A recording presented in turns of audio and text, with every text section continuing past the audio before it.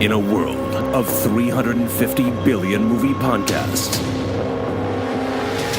two chumps have decided that now is the time for cult movies to engage in combat. Disagreements will be had, blood may be spilled, and voiceover artists most definitely will not be paid. This is Cult Film Face-Off. Hello and welcome to Cult Film Face-Off, episode 57. With me, as always, is Chet Roivas. Yo. And I am Nick Leonard. First off, before we start cracking along with this week's episode, we want to say a big thanks to Andrews 198205. That is not a sort code, for suggesting this week's pairing. So, this week we're going to be looking at two films by an Italian giant of exploitation cinema. We are going to be looking at Zombie Flesh Eaters from 1979. And we are going to be looking at The Beyond from 1981, both helmed by Lucio Fulci. So, first up, and ambling towards us, groaning with a shit ton of worms falling out of its eye socket, is Zombie Flesh Eaters from 1979. When a supposedly abandoned yacht sails into the New York City harbour, a journalist and scientist's daughter investigate, only to find themselves in a zombie nightmare. Zombie Flesh Eaters.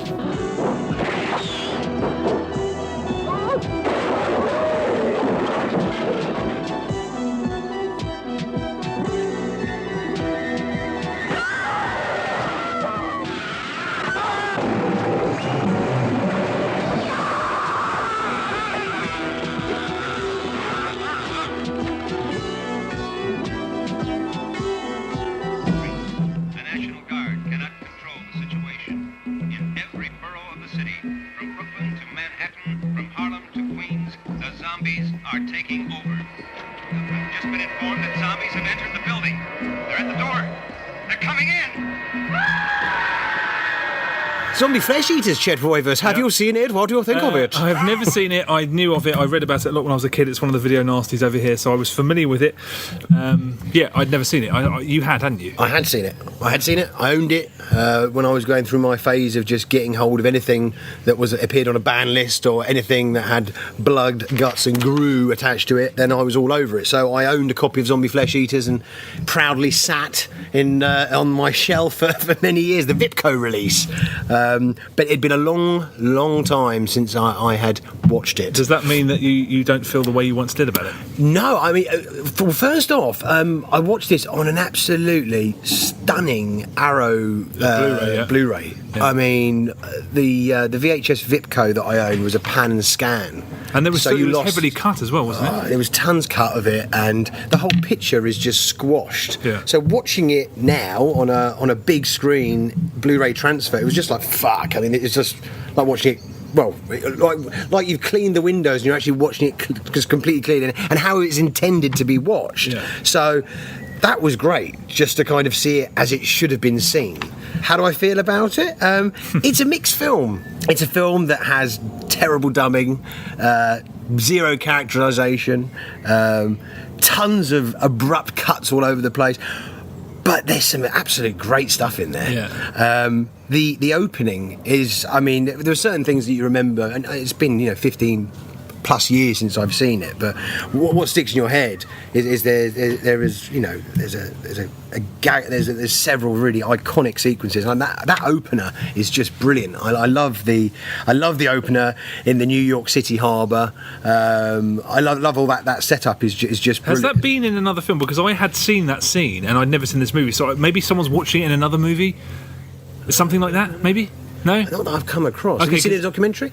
No. I saw, hold on, I've seen this. These cops on the boat and the zombie, yeah. I think it must have been playing in another movie, but yeah. Oh, okay, no, I'm not sure about that. I love the fact, like, the zombie who is there, he's massive, because he's probably eating everybody on the boat.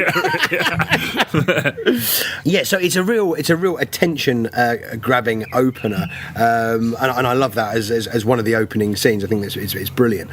What was your initial thoughts? I wasn't sure what to expect because, a lot of movies from that era have not aged well. A lot of them are established cult classics, and then you watch them and you just that sort of clout doesn't make any sense today. I thought this was a really, really good film, really good. I think primarily because it's got a really good script, a really simple script. Movies like this, sometimes I was worried. I thought, okay, it's going to try and maybe be a bit self-conscious, or attempt to be subversive in some way. A lot of movies from that era try and sort of, they allude to being artistic endeavours when they're not. I thought this was going to be tiresome, but it's really simple. It's really forthright. The script is really bang, bang, bang.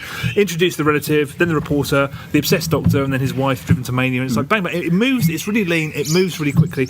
And yeah, there's no fuss, no distractions. It's just a really simple story, really well told. And some of the set pieces in it, I mean, my jaw was on the floor almost during the underwater scene. I'd never seen that. No, I didn't know it was coming.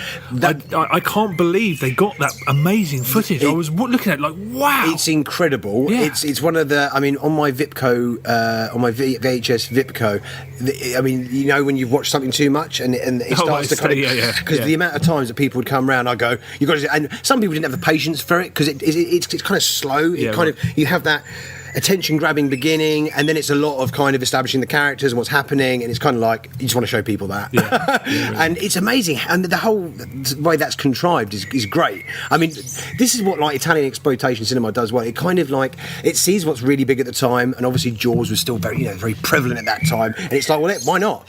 Let's do a zombie movie but bring fucking sharks into it. It's a fucking genius move, and how the hell they filmed that? I don't know how they filmed it. I couldn't believe that bull shark could do some serious damage. No doubt. And it's got a classic, absolutely classic horror movie switcheroo, because I didn't even anticipate the zombie turning up, and then it turns up, and I was so involved. I was like, "Fuck it, I'd sooner take my chances with the sharks." Fucking a fantastic scene, and it's a brilliant bait and switch. Yeah, it's great. It's really what a set piece. Yeah.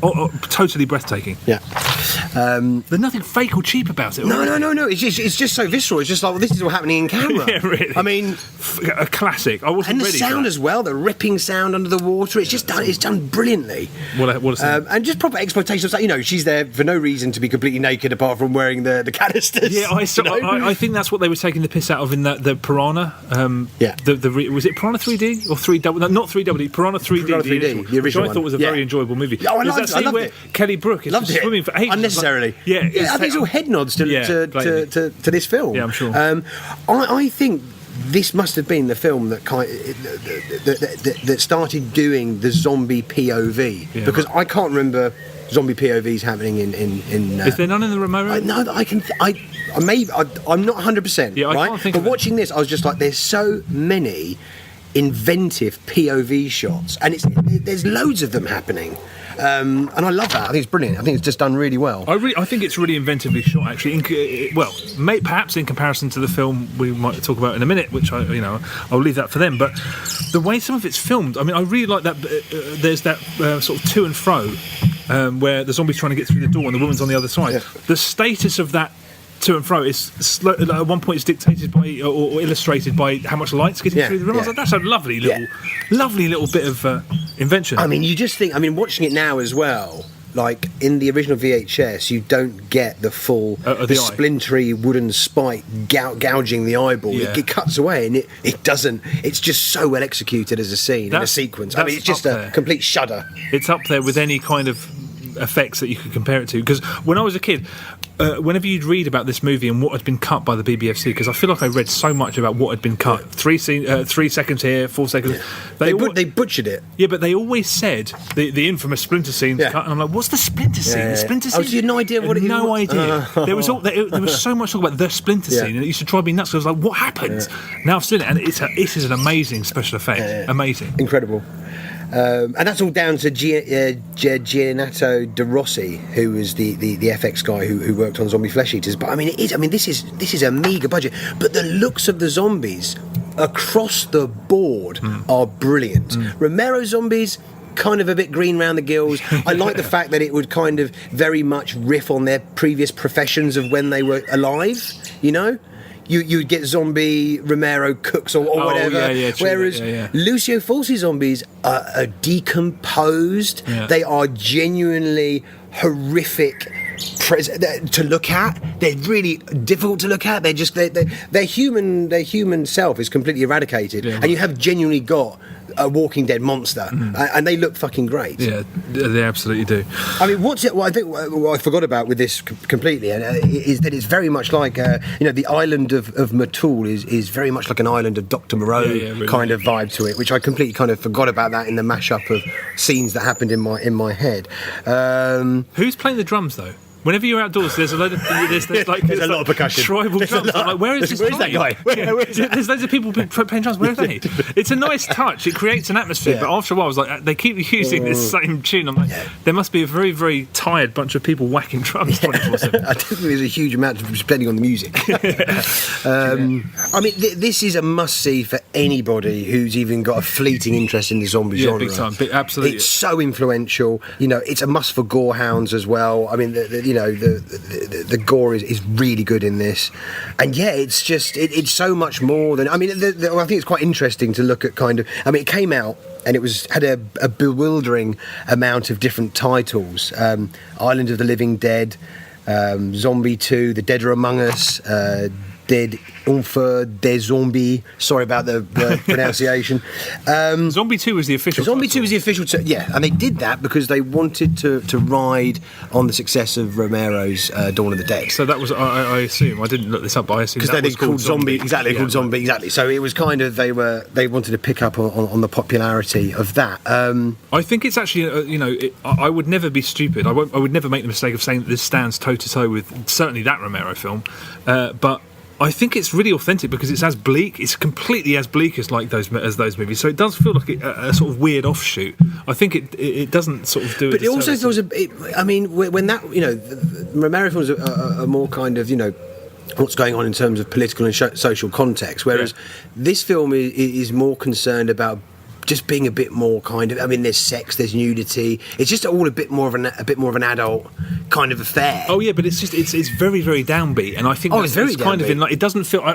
Most. I'm sure if there are any other examples where an Italian B-movie studio tried to make a sequel to a movie, you'd say that it didn't feel in any way related to it. This kind of does. It's a completely different movie, but I just felt like the overwhelming, intoxicating bleakness of it was very, very in line with the Romero film. So I don't think it's shamed that comparison. It's just I just really liked how simple it was and how memorable it was. It's really memorable. I think it's still being relevant today when you're looking at the whole zombie pantheon of films. Yeah. It's really important, man. I mean, the whole kind of that last sequence when they're battling down the hatches and they're being attacked at all angles and everything. It's like Shaun of the Dead in the Winchester pub. I mean, it's just you're there. It's a very good film. I mean, I couldn't really. It's a great ride. I really enjoyed watching it again. It was a joy, enjoying it and kind of getting fucking big kicks out of it as a kid because it kind of just delivered way more than so many of those banned films did that I was so let down by, that just had fantastic covers and funny fucking taglines. Yeah, right. This, I kept it there, and as I said, I fucking used to get out all the time and show fucking certain sequences to mates and stuff. And I just love the adultness and the explicitness of it. It was fucking great, and to watch it cleaned up on an amazing print. And anyone who's listening, I would say go and fucking find that Arrow release because it's a fucking beaut. You've got alternative artwork on the sleeve. You've got fantastic documentaries on there. Amount of extras, loads of tons. I mean, it's fucking smorgasbord of extras. I mean, there's really cool talking head documentaries with people like Kim Newman. It's a really full package of fucking extras. Well, yeah, I mean, and also just the print itself looks amazing. The sound is amazing. Watching the movie, I was just it completely warrants that kind of treatment. I can understand why it's got that kind of a lavish release because it's just a really, really good film. Really good script as well. Movies like this don't often have a very, very efficient. What do you think the dialogue was? Well, it's more about how the stories assemble, and it's kind of ruthless and like bang, bang, bang. I mean, I think they got. In my head, because the script I think was not great. I'm not really talking about the dialogue so much as just how efficient it was at setting the story up and how it did things like the switcher in the water, and then it really kind of rattles along really nicely. Yeah, it's good. Hard to fault. Before we move on to our next film, did you have any shit lookalikes? I've got one shit lookalike, but I know it's going to mean nothing to you because I don't think you know who this is, right. And it's not a great shit lookalike, but one of the two zombies who gets shotgunned in the chest in front of the nurse in the hospital at the end. Belgian Manchester United midfielder Marouane Fellaini. No idea who you're talking about. Marouane Fellaini. Anyway, if you see the video version of this, I'll stick a photo next to Okay, it. good. It was a shit lookalike, though. Okay, I've got one, but it's not strictly a shit lookalike. It's just, he is the perfect love child of John Thor and Tommy Cooper. Who's John Thor? Oh, John Thor, Inspector Morse, right? yeah. And Tommy Cooper. Yeah. Wow. Okay. And it's perfect, and he's the questioning cop at the very beginning of the film. First 10 minutes. Tommy Cooper. John Thor. Wow. Okay. I look forward to seeing that. Just like that. Yeah. Okay. This is a very, very good film. I mean, I'm gonna have to get hold of that Arrow. Christ. Yeah. Well, yeah. I can lend it to you. Okay. I'll lend it to you. Well, no. I mean, I have to own it. I Yes. own a very, very small number of Blu-rays. Well, you can touch it and I'll take it back. All right. Okay. That's what she said. Hey! Okay, but own it, definitely. Get it. All right, on to the next. So 2 years later, Lucio Fulci directed The Beyond. A young woman inherits an old hotel in Louisiana following a city... Louisiana? I knew this girl from Louisiana. She didn't like men because she used a banana. Don't keep that in. Is that a lyric from a song? Mate, yes. Oh, is it's an it? old hip-hop track. Oh, okay. A young woman inherits an old hotel in Louisiana. Following a series of supernatural occurrences, she learns that the building is in fact situated over one of the gates of hell, the Beyond.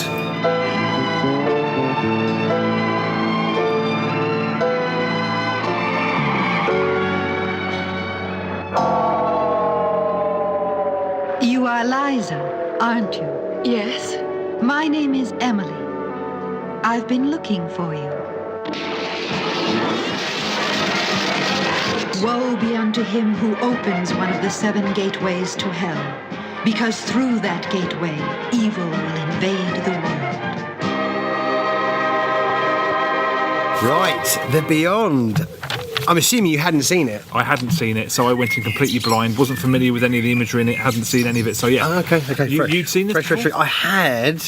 Yeah, it was a really long time ago I saw this, and it was kind of during the same time I watched it in very sort of quick succession. City of the Living Dead, The Beyond, House by the Cemetery. They kind of mashed up a little bit, Yeah. so there were definitely sequences that I very much remember, but not in a coherent way. But then watching it again, nothing really plays out in a very coherent way in The Beyond. Right. What do you think? I was looking forward to this because I loved Zombie Flesh Eaters so much. This is an absolute turkey of a film. The cult cachet of this movie doesn't make any sense to me. I think I've heard that Quentin Tarantino is a big fan of this. I mean, this is a straight down the line, love it or hate it movie, Yeah, I mean- and I found it a really laborious watch. I mean, I There's a couple of sequences that are good. Definitely. There's a couple of gruesome sequences. Oh, yeah, that's true, yeah. that are good.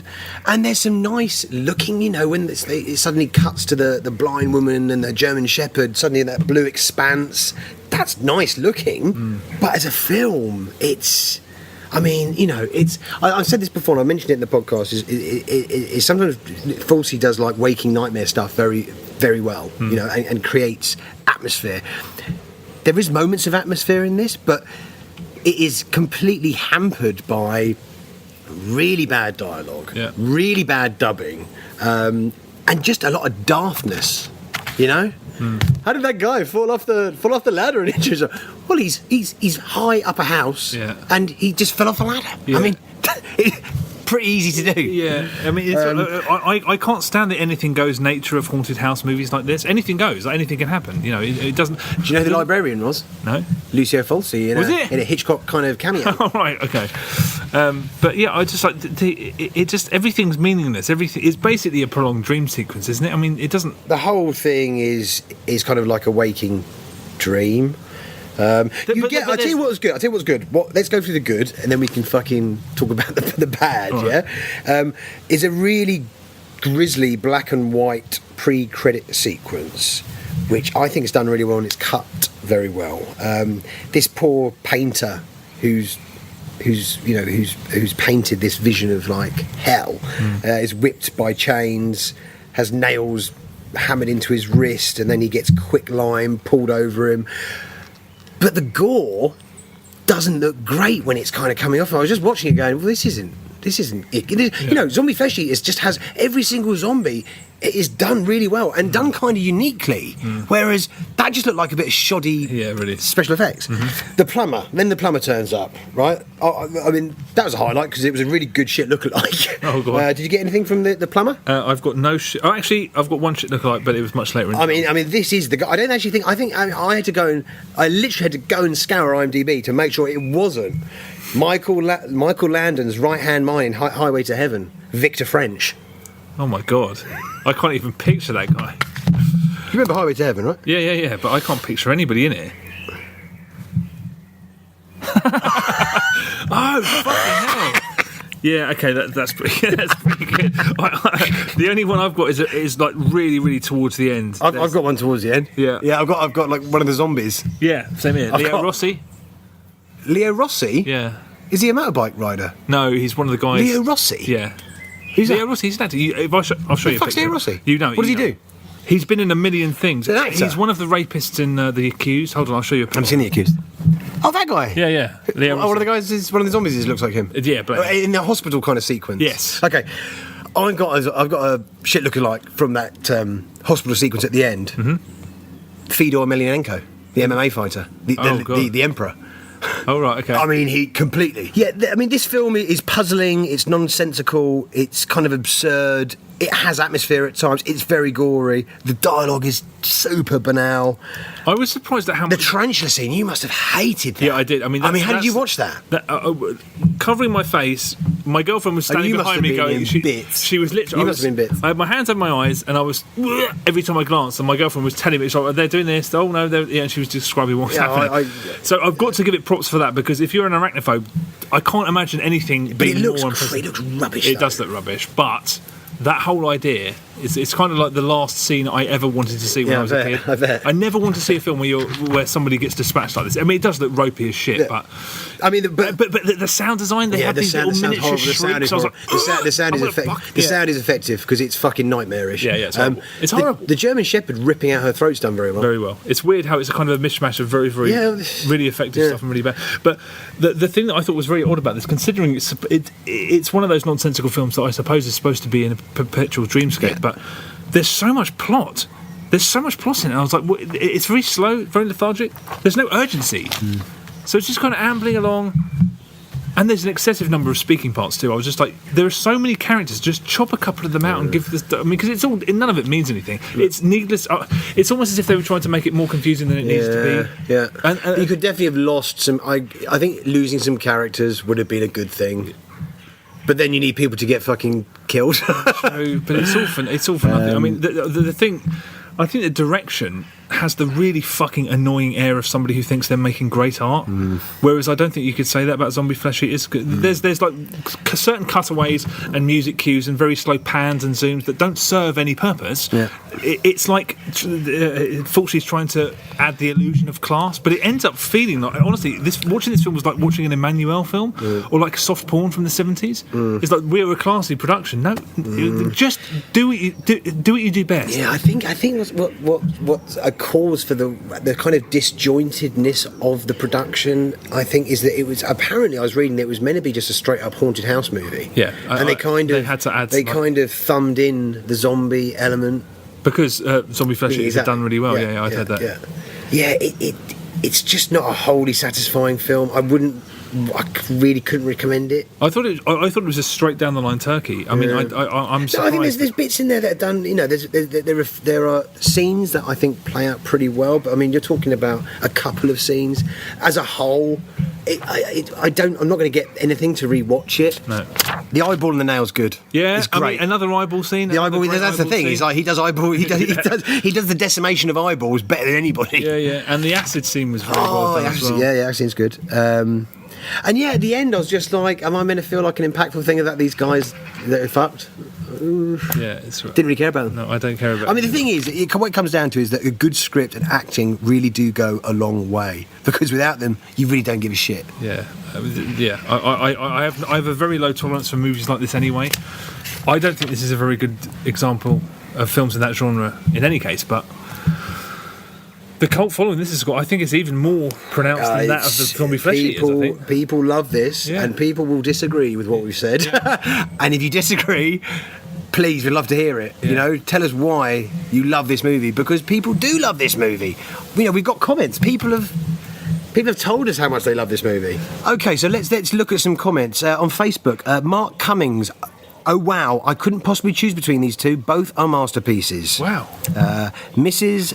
Allardyce, these are my favourites. Michael Volpe, The Beyond for me. Wow. I mean, better than Zombie Flesh Eaters. I suppose some people just like this. I mean, it's very atmospheric at times. If you're someone who's just a sucker for fucking, like, different waking kind of feeling, what the fuck's happening, how's that linked to that, it's all fucking all over the shop and a bit... I don't consider it's worthless or a turkey, because there are some things that work. The pre-credit sequence, I think, works really well. There's some bits of gore in there that work really well. I think there are things in it that work. And atmosphere, like the whitewash hospital. I mean, it's like a fucking nightmare, you know? When we're talking about Phantasm, I was like, there's some nightmarish things that 40 does well, and these do appear in The Beyond. I just don't think it's a great film in its whole, you know? In its entirety. Just tell me a story. Tell me a story, please. Yeah, but it's not linear like that. Yeah, I know. And some people, I think you have to have. Well, I just find it boring. Like when you. Does it wind you up, or do you find it boring? I don't know if it winds me up. I'm more movies like this. I just because you don't know anything, like in terms of The Blind Woman and the German Shepherd. Yeah, an hour and a half is a very long time to be kind of the plumber, and then the plumber's downstairs, and that the woman turns up being really, really odd. And I mean, some people I think just really get off, and I get that. Some people really like fucking odd. That's fair. Right of centre shit that doesn't really make much sense, and you know, it has atmosphere. It's very, very. It's so different to Zombie Flesh Eaters. So different. Yeah, but Zombie Flesh Eaters is a really tight genre film. That's what. I mean, this is like a mashup of Haunted House, zombies, fucking. Is this a dream? Not a dream? Yeah, I have a very low tolerance for movies like that. So let's go back to. Let's have a look at some more comments. Mango A Badger on Facebook. Tough one, this. Love them both. Ron Lemming on Facebook. The Beyond, though it would be very close. People tend to love both. Yeah. How strange. David Garrett on Twitter. Two films I absolutely love. Grew up with Zombie Flesh Eaters, and the splinter in the eye scene still makes me cringe. Yep. It's my favourite film from Fulci. The Beyond is one that every time I watch it, my rating goes up. My favourite in the Gates of Hell trilogy. Fucking hell. Yeah. I was wow, not on the same page. Fenny Leonardi, The Beyond, love, love, love. 3 hearts. Daniel Rodriguez, they are both great, but Zombie Flesh Eaters is something outstanding. My favourite movie of all time. Wowzers. I can understand that, though. If you fucking love zombie movies, it's got to be up there, being, you know, alongside things like Nightmare City. Because for me, Nightmare City is my favourite zombie movie. Without Nightmare City, you wouldn't have zombies running around in The Walking Dead and 28 Days Later. And the comedy of it as well is the most enjoyable zombie film, in my opinion. Someone please suggest that we do an episode on Zombie Flesh Eaters, and I could just be literally gushing what to pair with, my love. Okay, so I mean, well, in terms of picking a winner for this week's episode, I think it's pretty straight down the line. I was so happy with how I felt about The Beyond. I just thought this doesn't work. It doesn't work. So I mean, I was just nonplussed the whole time. And there are the spider sequence it's badly done, but the invention of it and some of the flourishes, like the sound design, was incredible. I thought some of the gore scenes were excellent, but like I said, I'm not a kind of person who can really stomach films this. Just the kind of anything goes nature, really, I can't enjoy the looseness. Yeah, just the kind of whatever happens, and you just sit back and just kind of enjoy it. For an hour and a half, I can't abide something that doesn't have a very specific story. But I see what you're saying about it, and I think there is some very arresting imagery in there, and there's some good there are some good scenes in there. But just as a whole, it's not something I'm going to rush back to. I watched it. I was like, yeah, well, it's fucking so straightforward. Which of those two films I prefer. The Beyond is, I'm not ever going to go back to it. That's it. Zombie Flesh Eaters, I'm going to watch that again. I mean, it's a classic, really. It really is a classic, yeah. Zombie Flesh Eaters. Yeah, done. For the win. Job done. Thank you so much for listening. You can follow us on Twitter, Facebook. All of our episodes are cut in glorious Technicolor on our YouTube channel. Also, in case you hadn't noticed, I'm sure everyone has, but when every Friday there's a podcast, then the next Friday there'll be a YouTube video, so it alternates. Every Friday there's something, whether it's a video or a podcast, it sort of alternates like that. Just wanted to point that out. Yeah, so put it in your diaries. Retweet the shit out of it. Leave reviews, because they really help on iTunes. Yeah, anything like that would be great, yeah. And catch you in a few weeks. Take it easy. See you later. Bless.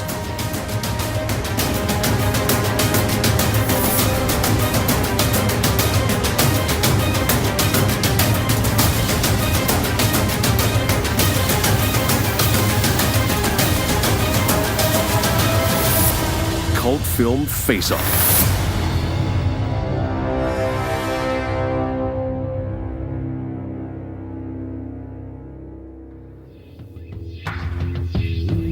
The second course on tonight's censored double bill is another course célèbre from the era of the video nasty. European horror director Lucio Fulci has long been a bête noire of the British censors, who outlawed his infamous atrocity, the New York Ripper, and who just a couple of weeks ago officially banned his penultimate film, A Cat in the Brain. Fulci's most celebrated work, Zombie Flesh Eaters, first hit British cinemas in the early 80s, minus around a minute and a half of cuts, which the BBFC had extracted to make it acceptable. But when the then unregulated video market started to take off in the UK, somebody had the smart idea of releasing the stronger uncut version of the movie onto tape, which was fine until the DPP got wind of it, and that stronger version went the way of all flesh. Now in the 90s, and under the terms of the Video Recordings Act, which regulates all video, laser and DVD releases in the UK, Zombie Flesh Eaters is back in its BBFC approved version, featuring just as many zombies but a little less flesh eating, and crucially, a spike of wood scratching the surface of somebody's eyeball but not actually puncturing it, about which you may feel relieved. Otherwise, there's all the weird atmosphere and strange exotic ambience which made Fulci a legend among horror fans, with Sergio Salvati's haunting cinematography presented as it should be in disorientating widescreen. Listen out too for Fabio Frizzi and Giorgio Tucci's skin-crawling score, which perfectly embodies the sound of European exploitation cinema, simultaneously cheap and extravagant, as silky as it is sleazy. And as you watch, cast your mind back to that strange time at the beginning of the 80s, before Graham Bright came along and spoiled all the fun, when dealing in videos was considered only one step better than dealing in drugs.